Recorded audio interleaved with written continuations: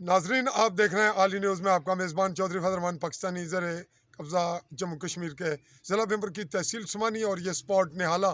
और हमारे पास मौजूद हैं बल्दियाती इलेक्शन आज़ाद कश्मीर साल 2022 के हवाले से डिस्ट्रिक्ट कौंसिल के उम्मीदवार हैं चाई गाय यूनियन कौंसिल से, और इस वक्त इंतखाबी मुहिम पर हैं चौधरी मोहम्मद करीम साहब।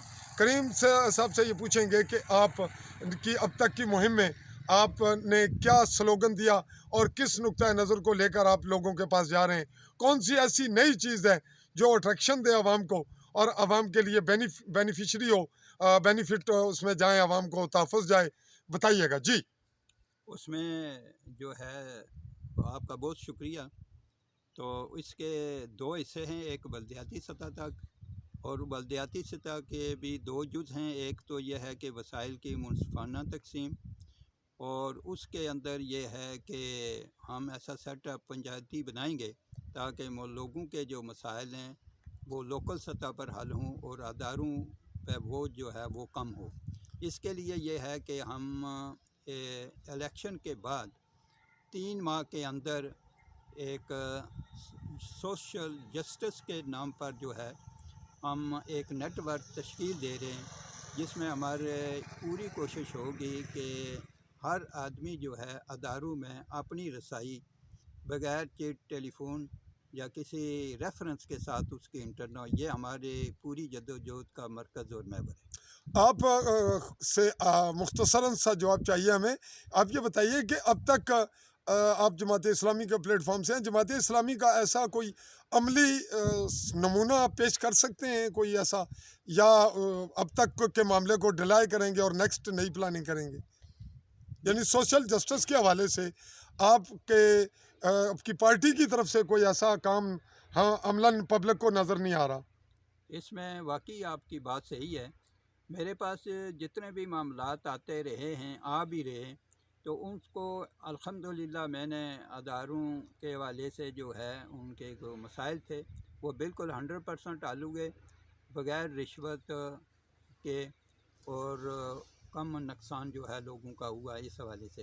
लेकिन उसको मैं पब्लिक नहीं कर सका, पब्लिक नहीं कर सके।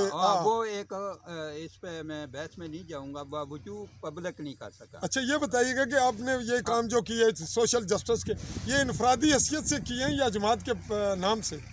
हाँ, ये सलाहियतें तो जमात की दी हुई थी, लेकिन जो पर्सनल सतह पर जी नाजरीन, ये सूरत हाल आपके सामने आई, चूँकि हम गाहे अभी हम गुज़र रहे थे, इनका मेरा आमना सामना हुआ।